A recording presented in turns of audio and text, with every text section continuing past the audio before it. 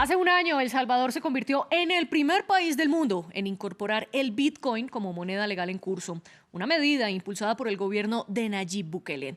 En teoría, de esta manera las criptomonedas se podrían usar de la misma manera que se usa el dólar, la otra moneda legal del país. Pero en la práctica, las encuestas iniciales mostraron que la mayoría de los salvadoreños desconfiaba de la aplicación móvil que promovió el Ejecutivo, pues temían que su dinero desapareciera. Además, Bukele no trazó ninguna política pública para regular cómo sería la inversión en criptomonedas.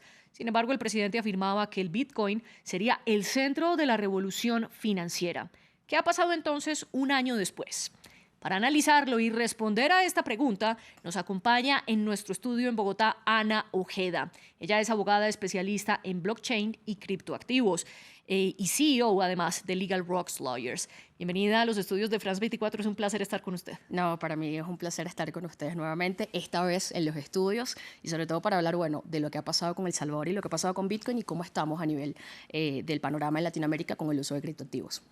Y también tenemos en nuestro estudio a nuestra periodista especializada en economía, Daniela Blandón. Daniela, bienvenida y es un gusto para mí que compartamos esta conversación con Ana. Muchas gracias, María Clara. Un tema bastante importante que nos ha tocado en los últimos años y que mucha gente pues tiene bastantes dudas que esperamos solucionar en este espacio.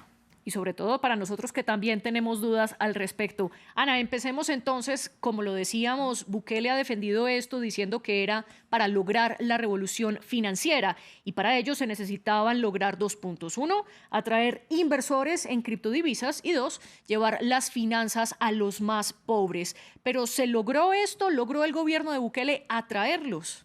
Bueno, yo creo que pudiéramos comenzar hablando sobre la apuesta de Bukele, ¿no? Para algunos es un experimento, yo creo que es la apuesta por romper el status quo financiero. Más allá de imponer Bitcoin como moneda de curso legal, yo creo que lo que el gobierno de El Salvador ha querido hacer, para algunos con éxito, para otros con fracaso, es romper esa dependencia de organismos intergubernamentales como el Fondo Monetario Internacional, como el Banco Internacional de Pagos, como el World Economic Forum y muchos otros que han dicho que lo que está haciendo El Salvador y lo que está haciendo Bukele es arriesgado y que no debe hacerse. De hecho, un punto en particular y que tenemos que comentar es el hecho de que el Fondo Monetario Internacional está negando un crédito a Nayib Bukele como una forma coercitiva de hacerlo, de que se retraiga, ¿no?, de esta medida en relación al uso del Bitcoin. Específicamente sobre tus preguntas sobre si hubo éxito o no, si se pudo acercar a la población a este instrumento, yo creo que tenemos que decir primero que El Salvador es un país que su economía depende por lo menos un 20% de las remesas, por lo que la apuesta de Bukele en ese sentido es bastante positiva, porque para nadie es un secreto que digamos que empresas de remesas como por ejemplo MoneyGram, Western Union se quedan con un porcentaje importante de la comisión de lo que los salvadoreños envían o reciben, así que por esa parte yo creo que la apuesta ha sido bastante positiva. Ahora bien, el punto medular, el cual seguramente a ustedes les interesa como periodistas y el cual muchas personas se discuten, es entender si la apuesta a nivel económico para El Salvador está representando ganancias o no. Y ese es un tema que pudiéramos conversar un poco más adelante, porque para mí en lo personal, estando en El Salvador y siguiendo de cerca el tema, yo creo que Bukele no está pensando a corto plazo en ganancias en corto plazo, sino realmente en desintermediar su gobierno de organismos como el Fondo Monetario Internacional. Yo creo que allí hay un caso de éxito. Ana, pero ¿cómo explicarle también a las personas que su economía puede estar basada ahora en bitcoins cuando hace un año costaba casi un 60% menos de lo que cuesta hoy? Esa alta volatilidad del Bitcoin, ¿cómo explicarle a un tendero o a un conductor de taxi que su economía va a estar o puede estar guiada por una criptodivisa que está fluctuando tanto? Ok, ahí hay 2 puntos interesantes, Daniela. El primero es entender que El Salvador vive un entorno multimoneda, en donde está la moneda del colón, el dólar y el Bitcoin.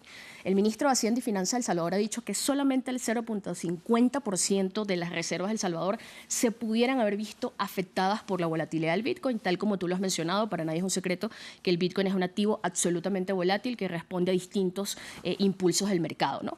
Entonces, en relación a los comerciantes, a las personas que lo utilizan, yo creo que ha faltado un poco más de educación y hay algunos mitos que romper. Ese, el que tú acabas de mencionar, es uno. Entender que la economía de El Salvador no está absolutamente expuesta al Bitcoin, porque absolutamente El Salvador, y en el caso de Bukele, solamente hay 2.301 Bitcoin que no representan realmente el patrimonio completo del país. Ahora bien, sí han habido muchas protestas en el país, sobre todo de gremios como los empresarios, los comerciantes, porque dicen, bueno, ¿cómo yo voy a aceptar pagos en una moneda que de pronto hoy representa $100, pero mañana puede caer abruptamente a 50? ¿Quién me responde a mí por esa pérdida? Y allí el gobierno de Bukele ha intentado después de la promulgación de la ley Bitcoin, decir, bueno, no es obligatorio que acepten Bitcoin, pueden aceptar Bitcoin y luego convertirlo inmediatamente a dólares para no perder por la volatilidad de la moneda. Pero además de la volatilidad, hay otro problema por el que han criticado estas criptomonedas y es las políticas de la privacidad de la aplicación móvil que se llama Chivo Wallet, que es la que funciona como la billetera móvil.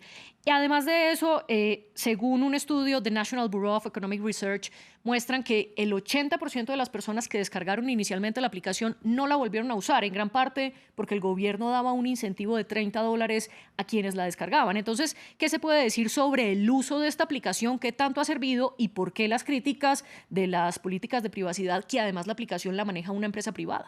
Sí, yo creo que las críticas, tal como tú lo mencionas, han venido por fallos en la seguridad, fallos en la privacidad.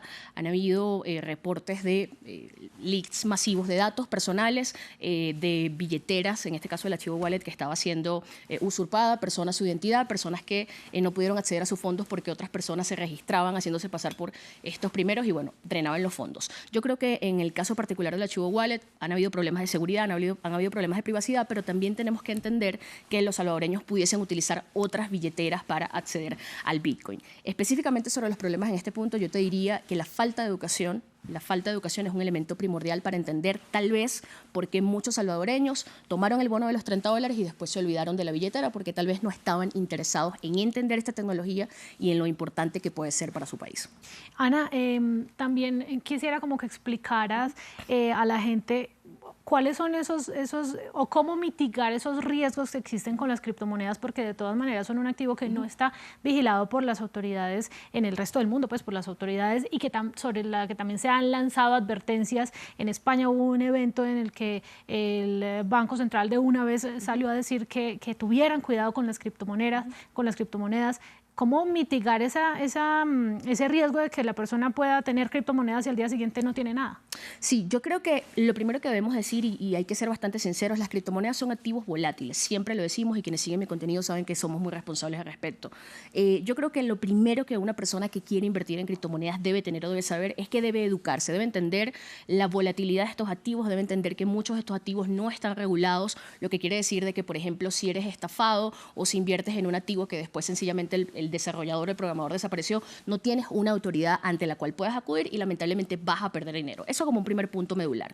Lo segundo, y tengo que hacer el inciso porque, bueno, trabajo con el tema regulatorio, Dani, es que hay muchos países que actualmente están regulando o tienen intenciones de regular la industria de las criptomonedas. Colombia, Venezuela, Chile, por nombrar algunos de los que estamos viendo en Latinoamérica, Argentina, México. Y en el mundo ya hay grandes proyectos para regular esta industria, precisamente porque los estados han entendido dos cosas. Primero, que son activos que posiblemente pudieran generar riesgos para la población, pero yo voy a ser un poco más disruptiva.